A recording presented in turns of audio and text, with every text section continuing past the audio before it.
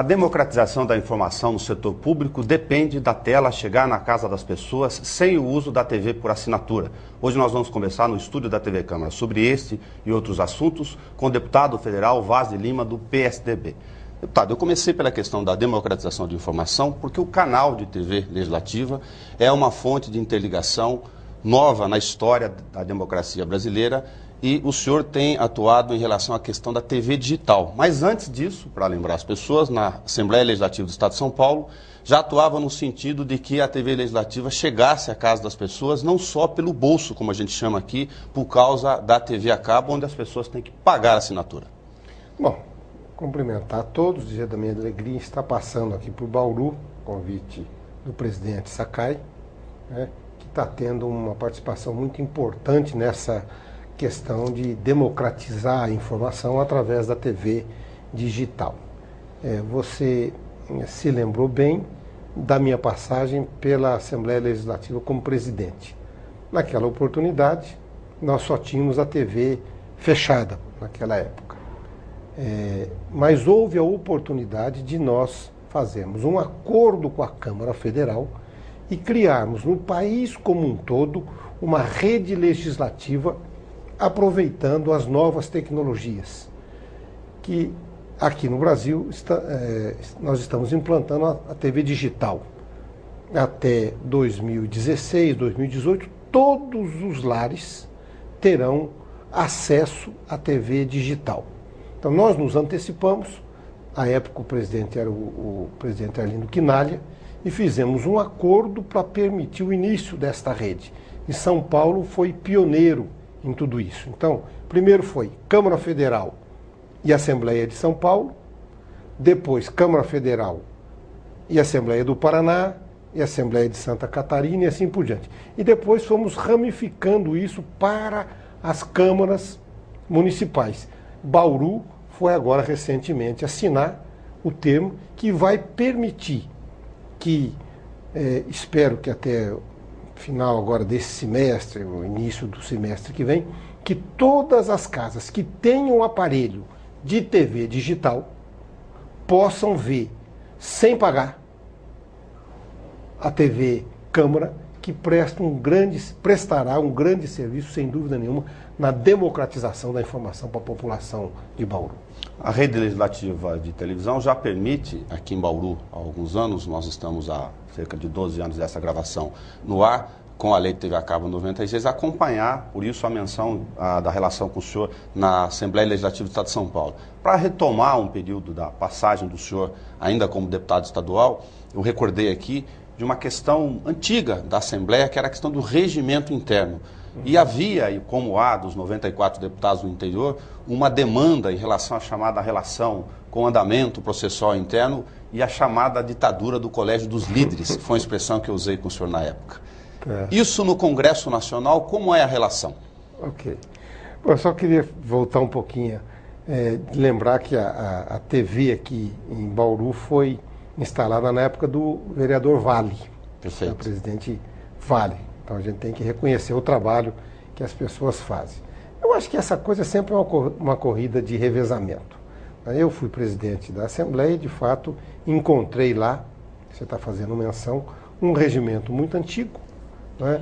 O regimento era ainda da época dos militares, da época em que o Brasil vivia um momento de ditadura militar.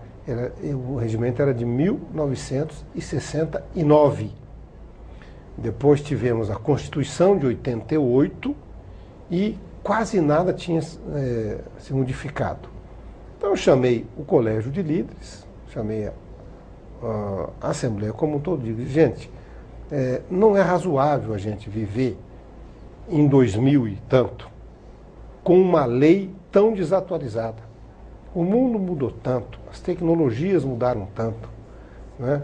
Nós estamos difundindo isso pela nossa TV, pela rádio, e criamos lá inclusive a TV web.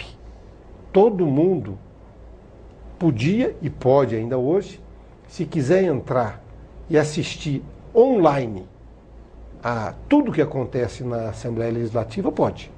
Você tem que entrar pela internet e você vai descobrir o plenário, lá são 5 plenários, se tiver acontecendo alguma coisa, por exemplo, no plenário Franco Montoro, está lá tendo uma audiência pública, você vai clicar e ao vivo pela internet você vai saber o que está acontecendo. Eu acho que é dever de quem conduz o Estado democratizar. Não, lá em Brasília a coisa é um pouco maior, né? Lá são 513 deputados de todos os estados, né? Da federação, das 27 unidades da federação. Lá é um pouco mais difícil a gente tratar essa questão. Então lá o Colégio de Líderes de fato tem muita força, né? Eu participo do Colégio de Líderes, sou vice-líder do PSDB, não é? Mas lá também tem uma outra dinâmica. As comissões são muito fortes. Os projetos passam pelas comissões, que fazem audiência pública, que chamam pessoas do ramo, do assunto que está sendo tratado, para discutir, de maneira que quando chega para o Colégio de Líderes, discutir uma matéria para pautar lá no plenário, isso chega bem mastigadinho.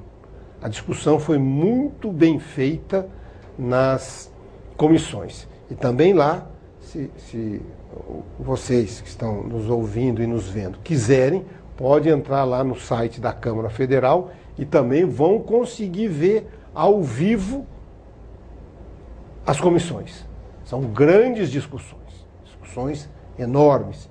Então, lá eu não acredito que dê para a gente acabar com isso que você chamou de ditadura do Colégio de Líderes, porque lá é muito grande e não dá para você fazer uma discussão de qualquer assunto com 513 pessoas. Você faz em 3 ou 4 comissões, são comissões grandes. Eu, por exemplo, participo da Comissão de Finanças e Tributação, que é a minha área de atuação, e participo da Comissão de Fiscalização e Controle. Cada uma delas tem 30 membros. Você imagina? Então, discutir em 30 é uma coisa, discutir em 513 é outra coisa.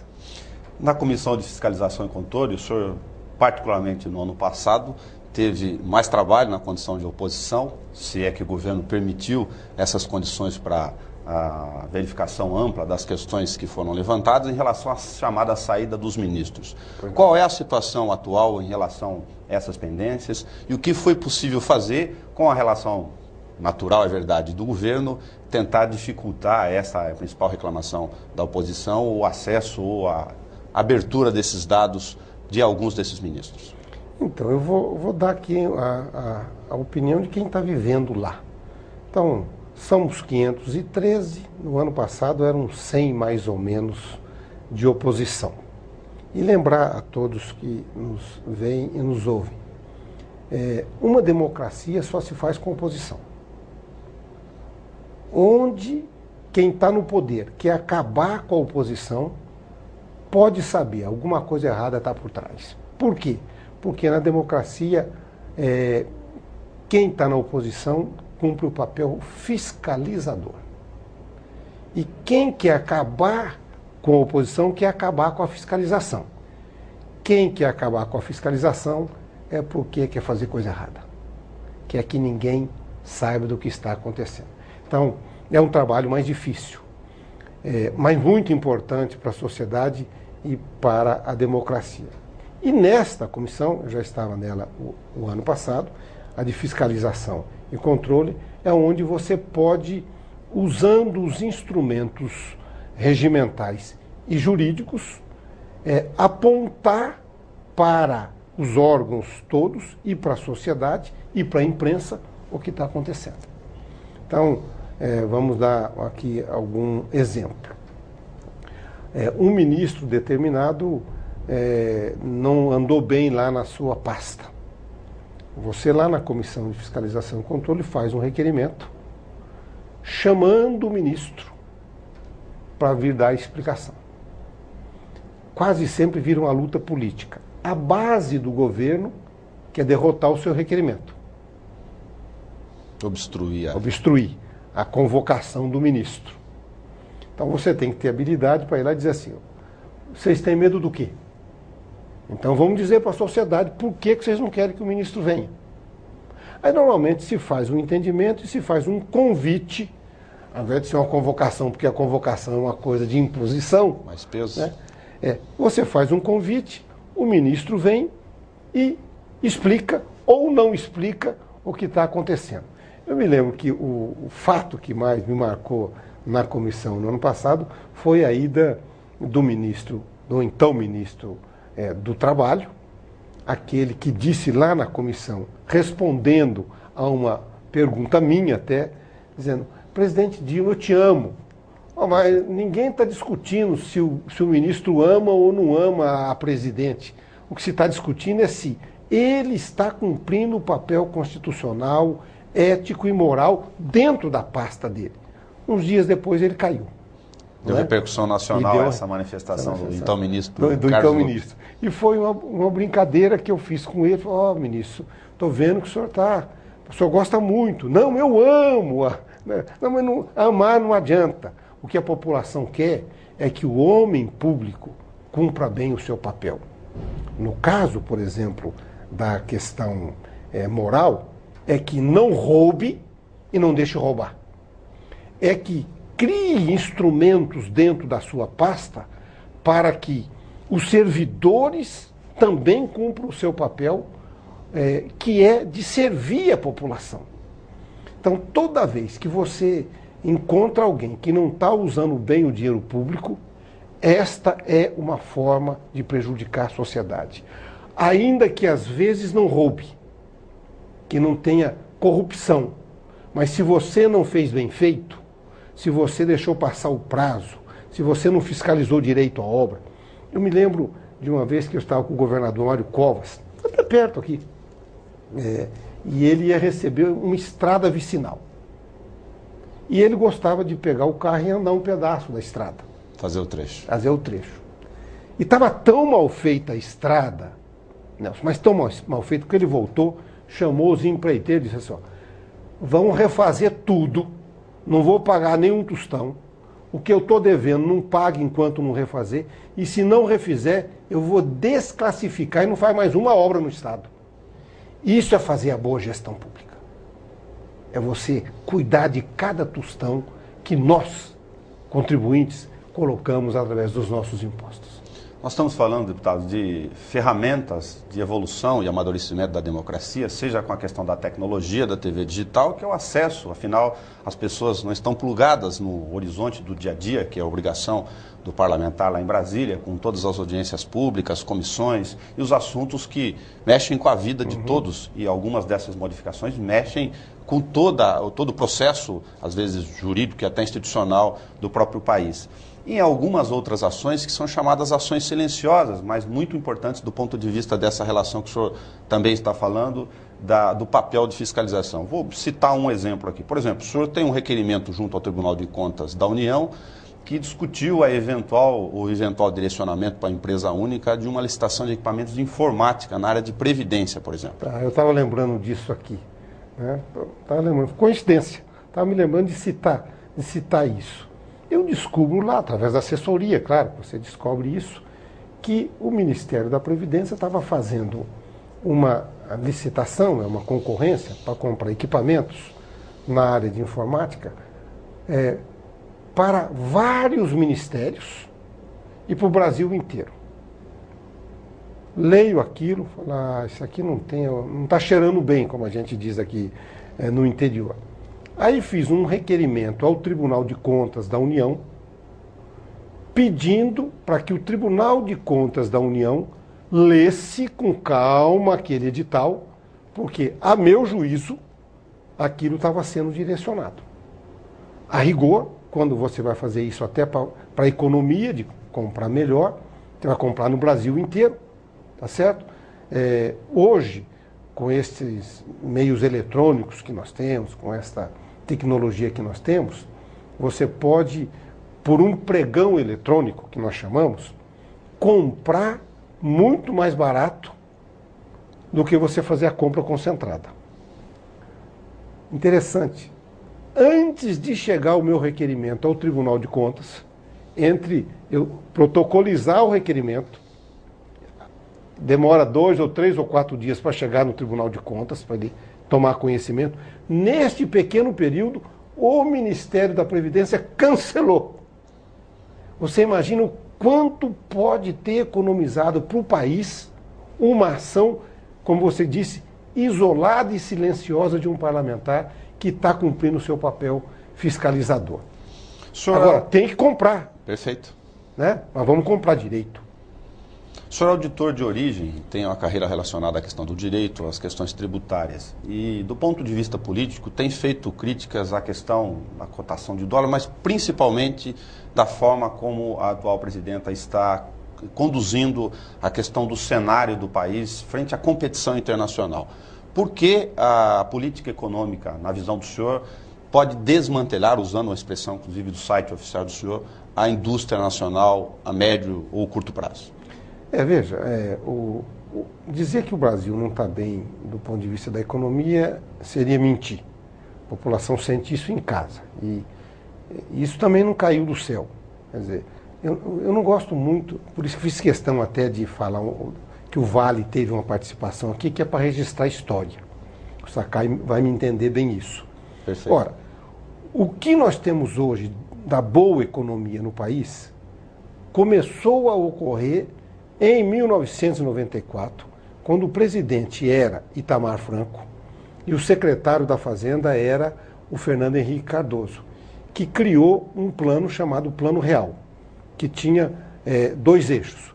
O primeiro, mudar a moeda, que a nossa moeda já não tinha mais valor nenhum no mercado internacional, e acabar com a pior de todas as mazelas que existem num país, que é a inflação. E conseguiu. Então, durante 8 anos, o PSDB dirigiu o país, implantou esses fundamentos da política econômica e o país andou bem. O presidente Lula assumiu e teve, e aí é mérito, a inteligência de não mudar a filosofia da economia. E como a economia internacional, no período, nos 8 anos do governo Lula, foi muito melhor e muito mais estável, com muito menos crise do que na época do Fernando Henrique, foi mais fácil o país avançar. Qual é a crítica que nós estamos fazendo? É que naqueles 8 anos do governo Lula, e mais este ano da presidente Dilma, a equipe econômica está muito preocupada com o que nós chamamos de balança de pagamento, de equilíbrio da balança de pagamento, tá? Para não deixar o país endividado.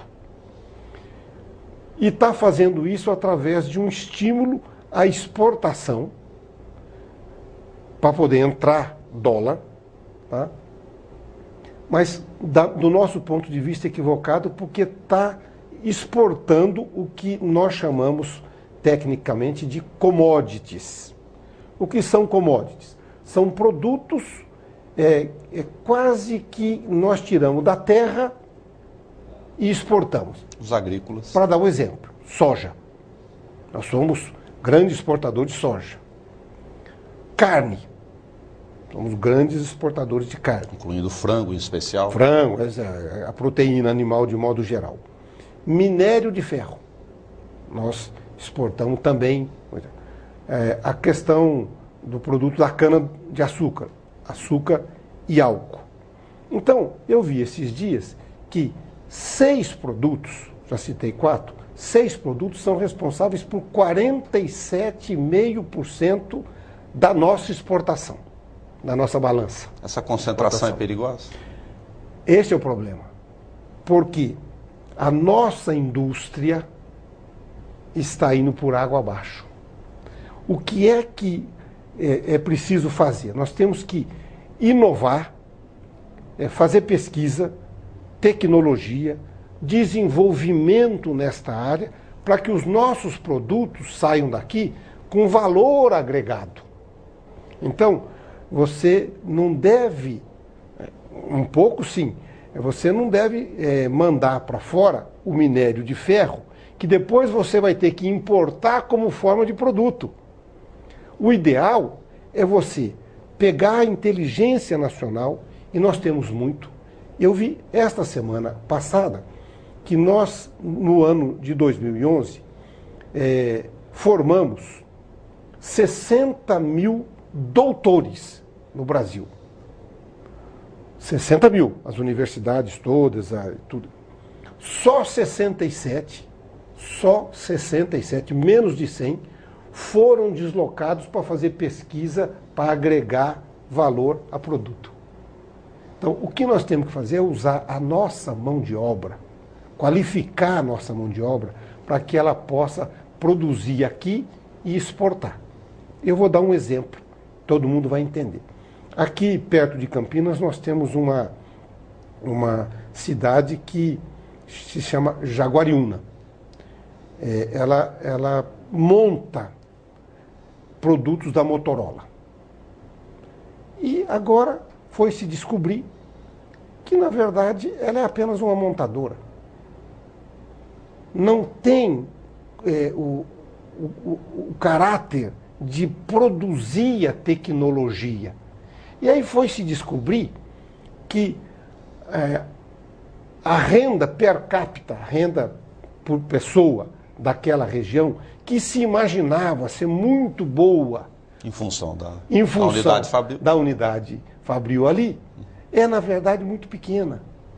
E que se a Motorola, de repente, quiser catar a fábrica dela e levar, digamos, para a Tailândia, ela deixa ali todo mundo desempregado e sem uma qualificação, porque na verdade são quase que autômatas. Pegam uma pecinha aqui e junta com outra. Não é essa a economia que nós precisamos. Os economistas mostram hoje já que os Estados Unidos, que teve uma tremenda de uma crise, começa a se recuperar porque investiu esse tempo todo em ciência e tecnologia e inovação. Agora, além da questão da ciência, tecnologia e inovação, pesquisa, formação, qualificação de mão de obra, nós temos um velho problema, que é a questão do custo desse produto no país, pensando ainda nos setores mesmo da indústria que a situação vai bem, que a gente só não monta componente aqui para distribuir eles agregados depois com as suas várias peças. É a questão tributária. Aí nós temos dois problemas. A tributária, que é gravíssima, né? Nós precisamos desonerar para poder incentivar a produção nacional, a indústria nacional. Já fizemos isso lá na época do Fernando Henrique, quando se criou a Lei Candir. Eu ajudei, inclusive, o Candir, que era deputado federal à época, formatar esta lei, ficou conhecida como Lei Candir, que é você não exportar tributo, porque senão o seu produto não fica competitivo. Então nós temos hoje um mecanismo que, na hora que exporta, você desembute. Mas ainda assim, a carga tributária no Brasil é muito elevada. Se você comparar um país como o Brasil, que é uma economia emergente, que nós chamamos, com outro país da mesma natureza, nós temos aqui uma carga tributária de 37%. Outros países similares têm uma carga tributária de 22%. E o pior de tudo, a nossa prestação de serviço não é boa. Entendeu? Quer dizer, você arrecada e não presta o bom serviço. Veja a área da saúde. E aí nos leva a um outro problema, que é a questão da infraestrutura. Os nossos portos são mais caros do que os portos internacionais. Dos grandes portos que nós temos aí, um porto chamado de Roterdã. Quando você pega o porto de Roterdã e compara com o porto de Santos e das tarifas que são cobradas, o porto de Santos, que está sucateado, portanto, necessitando de ser modernizado, de usar as novas tecnologias, comparado com os preços de Roterdã, 3, 4 vezes mais. Então fogem daqui. Então nós precisamos modernizar os portos, os aeroportos. Os aeroportos, um caos. Quem anda em aeroporto vê isso hoje. Um caos. A economia melhorou, mas você não melhorou a infraestrutura aeroportuária. Com medo, interessante. Agora eu vou fazer uma crítica, e fazer uma crítica ideológica, né? ao PT. O PT dizendo, não pode privatizar, não pode fazer concessão. Fala isso na campanha, né, o tempo todo. E agora teve que se submeter à realidade de que o país não tem recursos suficientes para fazer isso. E precisou fazer a concessão à iniciativa privada. Isso vale para portos, aeroportos, estradas, para as estradas e para qualquer outro tipo de infraestrutura que o país necessite. Então, este binômio, carga tributária alta e infraestrutura ruim, dá o que nós chamamos o custo Brasil. Por isso as pessoas desviam daqui. O Brasil podia estar muito mais à frente, distribuindo muito mais renda, se ele tivesse diminuindo a carga tributária, investindo em infraestrutura, melhorando a sua mão de obra e criando condições para que a nossa indústria, essa sim, geradora de mão de obra qualificada, pudesse estar bem e o nosso país ainda melhor do que está.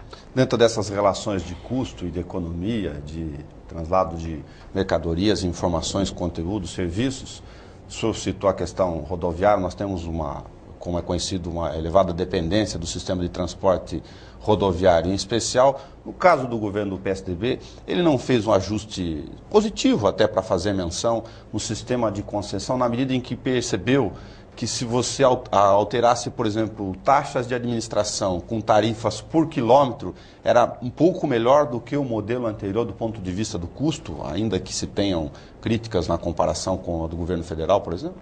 É que quando você vai implantar o modelo, eu me lembro bem, eu estava aqui ajudando a implantar o modelo, as rodovias que nós tínhamos, naquela época, elas não permitiam a implantação imediata dessa questão da cobrança por quilômetro rodado. Porque você tinha tantas saídas que você teria que construir tantas pequenas praças de pedágio, porque se você sai de um lugar e vai ao outro e tem uma rota de fuga, não é certo. Agora que se conseguiu implantar, está se racionalizando. Então eu não tenho dúvida que foi aquilo que o governador Mário Covas fez, depois o Alckmin deu sequência e o Serra também em São Paulo, que vai permitir que isso melhore e muito para o futuro. O governo federal esboçou o início de uma concessão também. E eu andei e ando por estradas federais. Não há comparativo. Lá eu costumo dizer que se finge que paga, porque a tarifa é menor, mas também se finge que presta serviço. Em termos de qualidade, a diferença é visivelmente brutal. Se você faz uma pesquisa, as 10 melhores estradas vão estar no estado de São Paulo. O senhor falou sobre a questão de economia, custos, regime de licitação, pregão, essa evolução natural do processo democrático, a gente vai e volta para o mesmo eixo, que o país é um sistema que está o tempo todo sendo rediscutido. O governo federal, em função do programa de infraestrutura, principalmente das citações da Copa, do Mundo e da Olimpíadas, fala em regime diferenciado para a licitação. Aqui no interior, a população não consegue entender por que um evento específico seria utilizado ou geraria necessidade para fazer com que as regras normais de licitação, que tenham suas dificuldades, a lei é de 93, já a lei de licitações de contrato, a 8.666 famosa, por que um regime diferenciado para esse sistema de compras em razão desses argumentos? Então, eu votei, ajudei lá, votei contra, né? Mas votei a lei. E a crítica que fizemos o tempo todo foi o seguinte: há quanto tempo nós sabemos que vamos fazer a Copa no Brasil? E há quanto tempo sabemos que vamos fazer os Jogos Olímpicos no Brasil? Há bastante tempo. Por que que os ministérios todos não foram se preparando para fazer isso? O contrato que o país faz com a FIFA, por exemplo, diz, olha, em tal época nós vamos ter que ter tal estádio de futebol em tal lugar e temos que ter acesso também, por rodovia, por metrô e assim por diante. A crítica que fizemos no ano passado, quando se aprovou esta lei para impedir, não é para impedir, ou para não aplicar a 8666 nisso, foi o governo não levou a sério esta questão.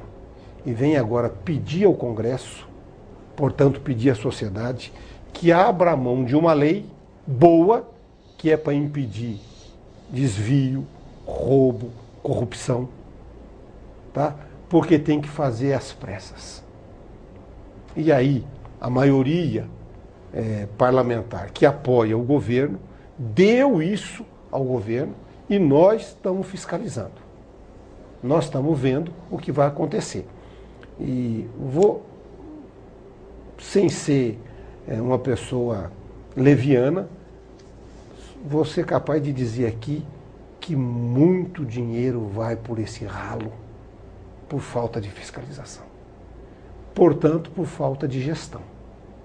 Então, é uma crítica que eu estou fazendo ao presidente Lula e estou fazendo à presidente Dilma, que foi a grande gerente do presidente Lula. Porque no dia em que se assinou ou se soube que teria aqui tanto a Copa quanto os Jogos Olímpicos, não se iniciou de imediato o processo para fazer isso.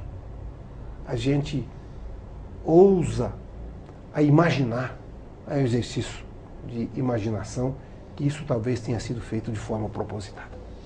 Deputado, muito obrigado pela presença do senhor aqui. A gente faz esforços de gestão para que na próxima visita, quem sabe o senhor já esteja aqui conversando com o nosso mundo, como a gente diz aqui no interior, a partir de Brasília, onde a gente acompanha a TV Câmara Federal e também a TV Assembleia, que nós somos parceiros da legislação de TV a cabo atual, mas possamos fazê-lo através do sinal digital. Bom, eu estou feliz em que possa estar contribuindo para que isso venha a acontecer e não tenho dúvida, e digo a você agora, cidadão, que isso será um ganho, porque você vai poder ver tudo o que acontece democraticamente da sua casa. Pense que isso é um investimento em seu benefício, para você poder saber o que está acontecendo e se manifestar e fiscalizar e poder cumprir o seu papel de cidadão. Muito obrigado.